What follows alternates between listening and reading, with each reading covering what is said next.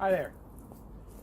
In this vid, I'm going to talk about electing S for your business that was previously reported as a C corporation and kind of the four potential tax issues, the four potential tax issues that you could have in that scenario.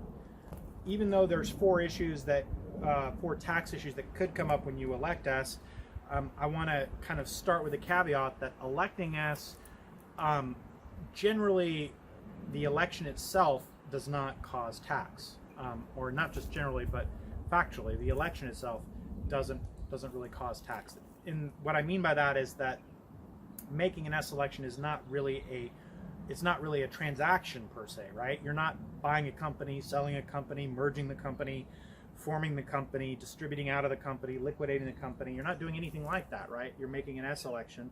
And so it's not the S election that the act of making the S election from a technical standpoint that could cause tax. But there are four taxes that are levied on S corporations that previously were C corporations under certain circumstances. And the first one is called the LIFO recapture tax. And I almost never talk about this because it's so narrow in application. It only applies in the scenario where your S corporation used to be a C corporation which used the LIFO inventory method.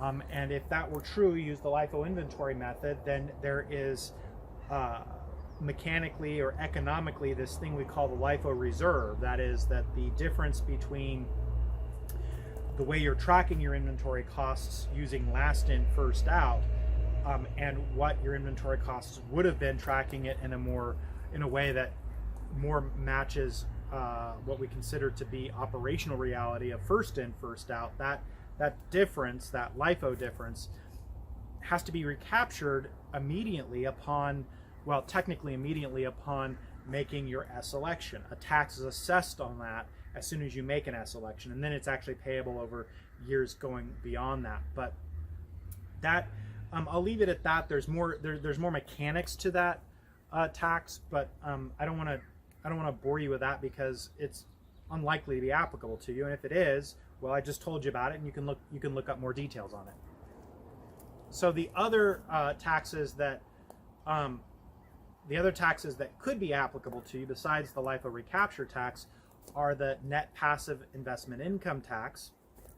And what that is that if your company as a C corporation has accumulated earnings and profits, and then as an S corporation you have a lot of what I'd call portfolio income, the tax law refers to it as passive investment income. So things like interest and dividends and rents and royalties.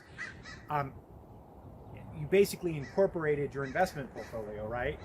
If that's the scenario, then that income, if it's excessive, if it's more than 25% of your income in the company, you could be subject to this excess net passive investment income tax. And so that was my second issue, but actually it's also my third issue because the same problem, the same excess net passive investment income can actually cause you to just lose your S election if you're deemed to have excess net passive investment income 3 years in a row. So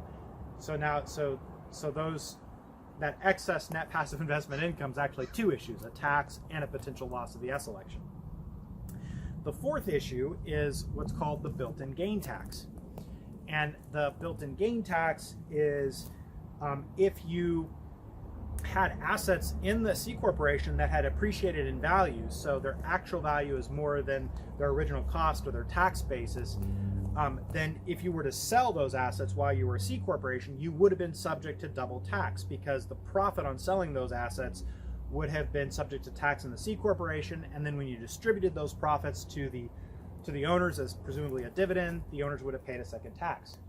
And so the built-in gain tax was created to prevent S corporation owners from just wiping out the potential of double tax by electing S. You can't wipe out the potential of double tax on appreciated assets by just electing S because of the built-in gain tax. Now there are workarounds of the built-in gain tax, like holding the assets long enough after you make your S election.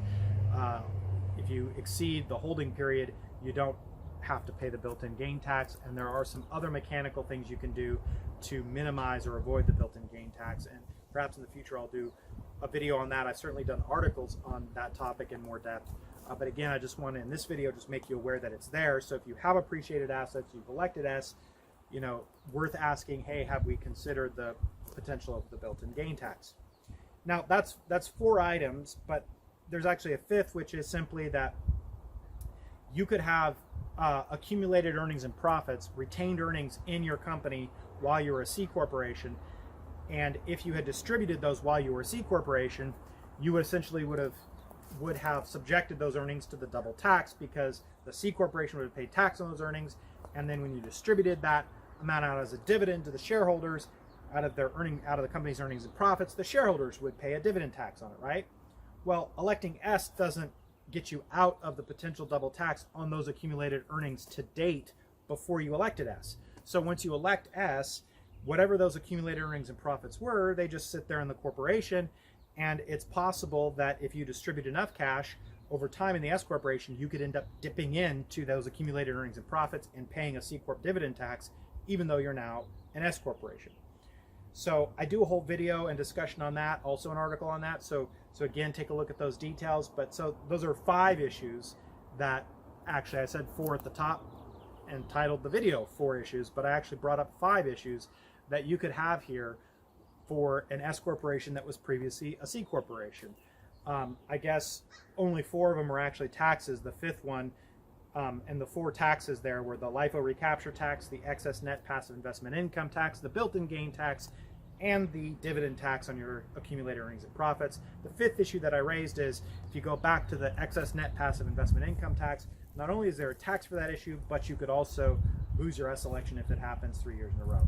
Okay, well, that's it. I'm going to get back to gardening here before the evening's over, and I hope you have a good rest of the afternoon, evening. Bye now.